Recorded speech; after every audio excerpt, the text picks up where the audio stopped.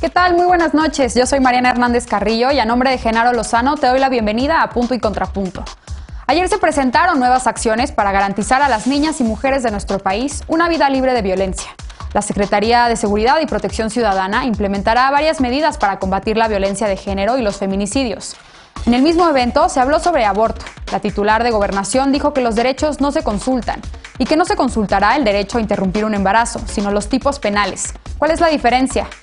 Y seguimos hablando de COVID y la estrategia del gobierno federal para enfrentar la pandemia. Ayer, un grupo de especialistas entregó al subsecretario López-Gatell una serie de recomendaciones para hacer frente a la estrategia que, según el rector de la UNAM, ha rebasado al sistema de salud de nuestro país.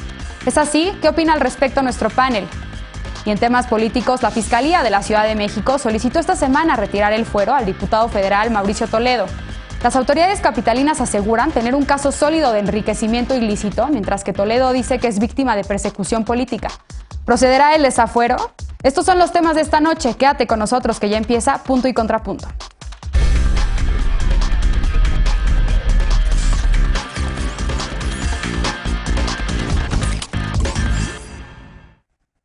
Ayer, la secretaria de Gobernación, Olga Sánchez Cordero, reconoció que los derechos no se consultan. Al hablar sobre el derecho de las mujeres a decidir la interrupción de un embarazo, acotó que no se someterán a consulta los derechos, sino los tipos penales de aborto.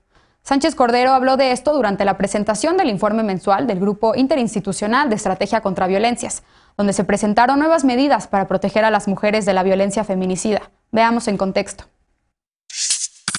En México, cada hora 7 mujeres presentaron denuncias por lesiones dolosas durante 2020. Además, se registraron 969 feminicidios, un aumento de 0.1% con relación a 2019. En 18 municipios del país se concentra el total de estos homicidios. Al presentar el informe mensual del Grupo Interinstitucional de Estrategia contra Violencias, coordinado por la Secretaría de Gobernación, se informó de nuevas acciones para garantizar a las mujeres y niñas una vida libre de violencia. En marzo, el Instituto de las Mujeres y las Comisiones Nacionales de Atención a la Violencia y los Derechos Humanos tendrán presencia en las 32 mesas estatales y las 266 coordinaciones regionales de la Secretaría de Seguridad y Protección Ciudadana. Además, se integrará un cuerpo especializado que ayude a las fiscalías estatales en la investigación y seguimiento de feminicidios y se instalará gabinete de mujeres por la construcción de paz. La semana pasada se reconoció que los casos de feminicidio y violencia familiar aumentaron en 2020. En total, 57.495 mujeres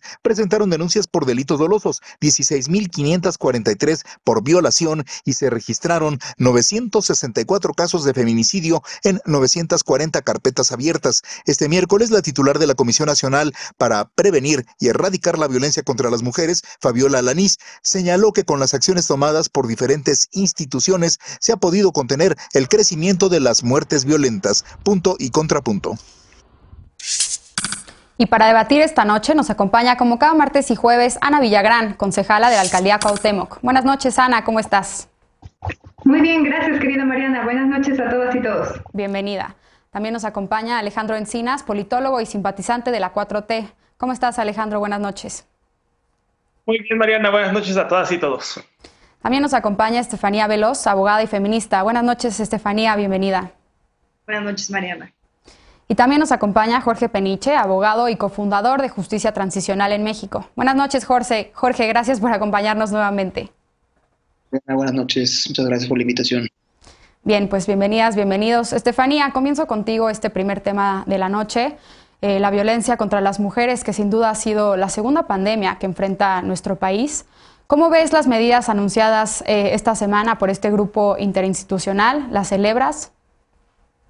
A ver, yo celebro que se haya puesto una pausa al decir que las medidas que se habían planteado hace un año justamente y que creo que han ido actualizándose, pues ya no eran suficientes y que teníamos que caminar hacia otro lado. Creo que estas medidas se han hecho y construido de la mano de muchas colectivas y muchos colectivos, de muchas organizaciones de la sociedad civil que no están hechas al vapor, que tienen un sustento y tiene sentido. Yo destacaría de esto, más allá de lo que se decía en el contexto al principio, 3 cosas importantes. Una es lo que decía efectivamente la titular de la CONAVIM, que en este momento estamos en una etapa de contención porque por primera vez se hablaba de la disminución de 0.2%, lo que creo que no es suficiente, pero creo que es digno de mencionar porque habla de que hay un diagnóstico más o menos claro de dónde se está moviendo y cómo está pasando ese tema de la violencia contra las mujeres específicamente y que culmina con el feminicidio. A partir de esto, que me parece muy interesante que estén haciendo un estudio tan específico, se da este dato de que 18% de los feminicidios se concentran que 100% de los feminicidios se concentran en 18% de los municipios. Eso quiere decir que entienden muy bien dónde está el fenómeno, y de ahí que me parece perfecto las posibilidades que ponen sobre la mesa de integrar mesas de mujeres en las mesas de seguridad de los estados, que claramente están combatiendo o que llevan una estrategia de combate contra la organización o contra la delincuencia organizada, y no están teniendo perspectiva de género. Y claro que estos estados se puede ver, estas ciudades se puede ver claramente cuáles son, y que son también las más violentas: Ciudad Juárez, Culiacán, Tijuana, por ejemplo, y que no estén teniendo perspectiva de género para combatir, y no están poniendo atención a esta doble pandemia de la que hablábamos. Yo creo que es muy claro en ese sentido hacia dónde está yendo la estrategia. Y la otra que me parecía eran estas capacitaciones que se tiene que dar a las personas que llegan primero a las zonas o donde se hacen las denuncias, o donde están, donde pasan las escenas de crimen, o como se les conoce, o las personas que están ahí, que llegan primero, que son las personas de primer contacto, que suelen ser policías, que tampoco tienen la capacitación y que se han rehusado a entender que todo eso se tiene que manejar con perspectiva de género. A mí me parece bien, el Gabinete de la Construcción de la Paz es sin duda una de las cosas más vanguardistas. Yo sí creo y confío en que las personas que lo integran van a entender la problemática, van a tratar de que esto permee las decisiones políticas que se toman, porque al final, y yo me quedaría con esto, este mensaje es un mensaje de voluntad política, porque este tema, más allá de mesas y de diálogos y diagnóstico, tiene que ver con voluntad política, tiene que ver con presupuesto, y tiene que ver con también la coadyuvancia con los estados y con las fiscalías de los estados y con la procuración de justicia en los mismos estados, que es donde se concentran en algunos la mayoría de los feminicidios. Y un poco para terminar, mencionaría lo del aborto. A mí me parece que lo que menciona Olga Sánchez Cordero es correcto, pero es un tecnicismo. Claro, no se está consultando un derecho, está consultando, digamos, un delito, porque el aborto es un delito hoy, pero no se trata de eso. Creo que la discusión estuvo un poco maniquea en ese sentido, porque de lo que se trata es que se diga y que se reforme el Código Penal. Ella lo sabe muy bien, lo ha puesto sobre la mesa, así que sí me sorprendió un poco la declaración que hizo, ¿no? Bien. Ana, tú también celebras como Estefanía estas medidas anunciadas. ¿Te parecen suficientes? Y bueno, también si quieres tocar el tema de el derecho a decidir sometido a consulta. Temas que tocar.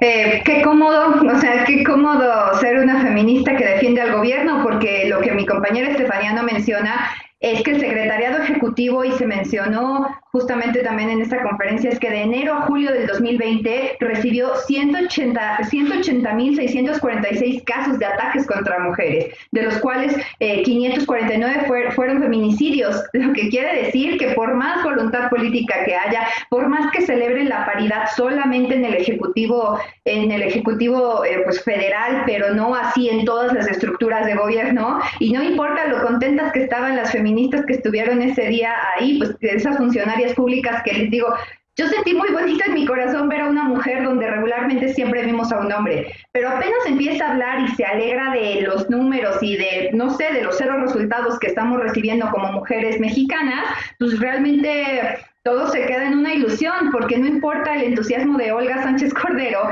cuando les estoy diciendo que la primera mitad del año hubo más de 180,000 casos de violencia contra las mujeres. Y es bien claro, el secretariado ejecutivo dice que las alzas están en agresiones, en acoso, en hostigamiento y en violencia sexual. Entonces, cualquier estrategia que presenten tendría que estar focalizada a castigar y a evitar. Algo que sí puedo decir que me gustó fue que ella está hablando de la prevención, que bueno, de la prevención del embarazo adolescente, por ejemplo, eso sí lo mencionó, pero la estrategia que puntualmente estén señalando tiene que ser para combatir la agresión, el acoso, el hostigamiento y la violencia sexual, física y psicológica. No la hemos visto.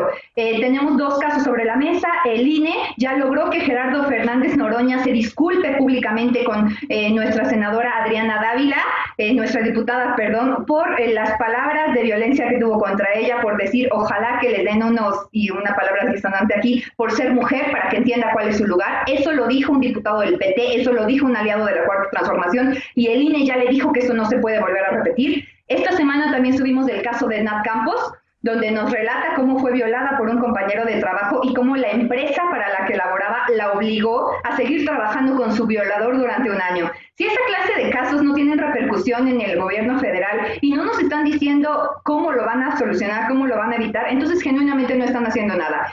Qué bueno ser una feminista de la 4T, tener esa comodidad para poder ignorar que la CNDH también reportó que los primeros 5 meses del año pasado recibió 61 quejas de violencia de género, violencia sexual y acoso laboral, de las cuales 48 venían de dependencias del gobierno federal. Entonces, no están haciendo nada para las mujeres mexicanas. Bien, Estefanía, levantaste la mano, pero dame oportunidad de que los otros compañeros hagan una primera intervención y ahorita regreso contigo. Alejandro, ¿tú cómo estás viendo estas cifras? Ana ya pone sobre la mesa el tema del aumento en el caso de los feminicidios y si bien la titular de la CONAVIM informó sobre esta contención, como ya lo mencionaba Estefanía, pues también vemos reflejado un aumento en el caso de los feminicidios y denuncias por violencia familiar. ¿Tú cómo estás viendo este tema? Pues qué difícil, qué fácil ser feminista en la 4T, pues más que de fácil yo diría desafiante, pero sí con congruencia y con coincidencia, porque es un gobierno conformado por muchas mujeres talentosas de la lucha histórica y que están poniendo la carne sobre el asador, por decirlo en términos metafóricos, están poniendo todo el esfuerzo y están enfocadas y enfocados en atender este gravísimo problema. Lo difícil realmente es ser feminista en la derecha, en una expresión o en una corriente ideológica que niega los derechos a las mujeres y considera que los hombres son superiores a ellas. Eso sí es incómodo y, bueno, no sé si sea posible siquiera. Yo creo que fue un ejercicio importante en donde se habla con plena transparencia de la magnitud del problema y de lo que se está haciendo. Y lo trágico de todos estos datos y estas cifras, más allá de una agenda de golpeteo al gobierno, hay que comprender la complejidad y la naturaleza de este problema, y lo que estamos viendo es que uno de los principales lugares en donde suceden estos actos de violencia es en los propios hogares. Dentro de los propios círculos que supuestamente tendrían que ser de afecto y de seguridad, vemos estas manifestaciones de violencia que pueden llegar incluso al grado de feminicidios. Y el hecho de que hayan identificado en municipios concretos esta alta concentración de casos de violencia en contra de las mujeres, creo que puede ser efectivamente un buen punto de partida para una estrategia focalizada, concentrada y que atienda las particularidades de cada uno de estos territorios. Dicho esto, también quiero comentar que el tema de la consulta del tipo penal, a ver, si el ejercicio del derecho, si no se está discutiendo el derecho, pero el ejercicio del derecho conllevaría a la cárcel, porque eso es lo que está en una tipología penal, pues entonces lo que se está poniendo a discusión sí es el derecho, el ejercicio de ese derecho. Entonces, yo creo que no me convence la vía de la consulta, ni siquiera si fuera exclusivamente para las mujeres. Hay que ver la forma en cómo sí se hace, para eso está el capital político, para asumir costos. Claro, esto es muy cómodo decirlo cuando no es el capital político de uno. Bien. Pero sí existen alternativas y una puede ser, en otros casos la Suprema Corte de Justicia ha declarado discriminatorio el tema, por ejemplo, del libre desarrollo de la personalidad, podría atraer el caso, o bien que el Poder Legislativo emitiera un criterio de inconstitucionalidad de estos códigos penales que siguen criminalizando el derecho a las mujeres a decidir sobre sus propios cuerpos. Habría que ver con juristas cuál vía podría explorarse.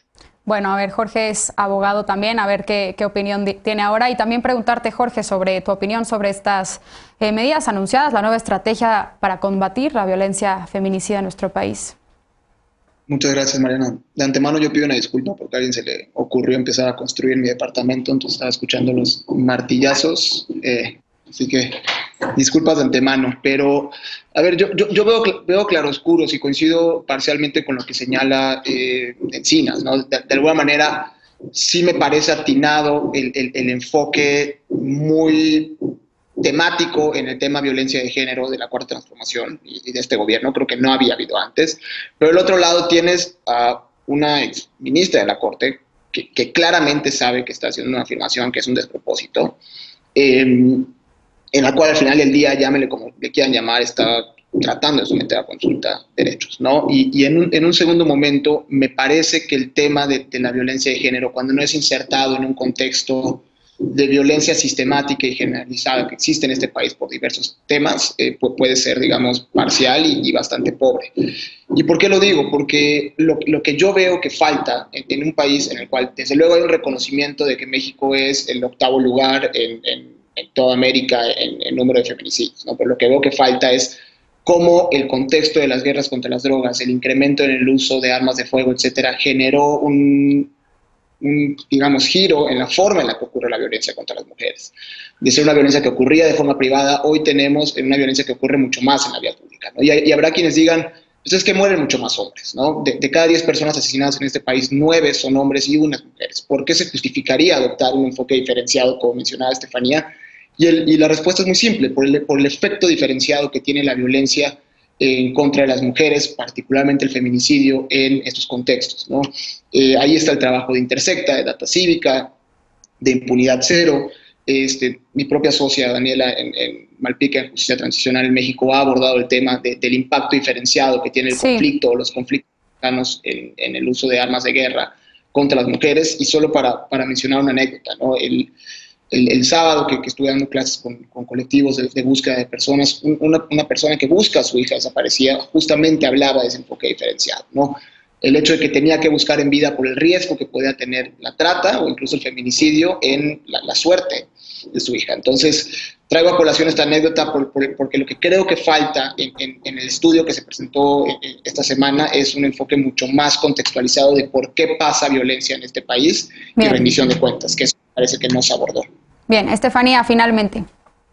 Sí, yo solo pondría sobre la mesa que las coincidencias ideológicas con algún proyecto político no hace menos crítico al feminismo, porque el feminismo eso es, critica procesos y ha criticado, por ejemplo, la guerra contra el narco, donde efectivamente, como decía Peniche hace un momento, las mujeres fueron botín de guerra. Yo creo que se vale siempre estarse cuestionando si las políticas públicas no están funcionando para revertir el proceso de violencia y la violencia a la que están sujetas las mujeres todo el tiempo. Lo que sí creo que no se vale es utilizar el feminismo para golpetear políticamente. Lo que sí creo que no se vale es utilizar un movimiento que lleva años construyéndose fuera y al margen de movimientos políticos partidistas. Y sí creo que es importante que lleguemos a contextualizar que utilizar las 10 mujeres que asesinan al día para tratar de ganar votos, para golpear al gobierno que no te gusta, es muy mezquino, es innecesario. Además, terminaría diciendo que quien no reconoce la autonomía de los cuerpos de las mujeres para decidir si quieren ser madres o no, profundamente y jamás sería feminista.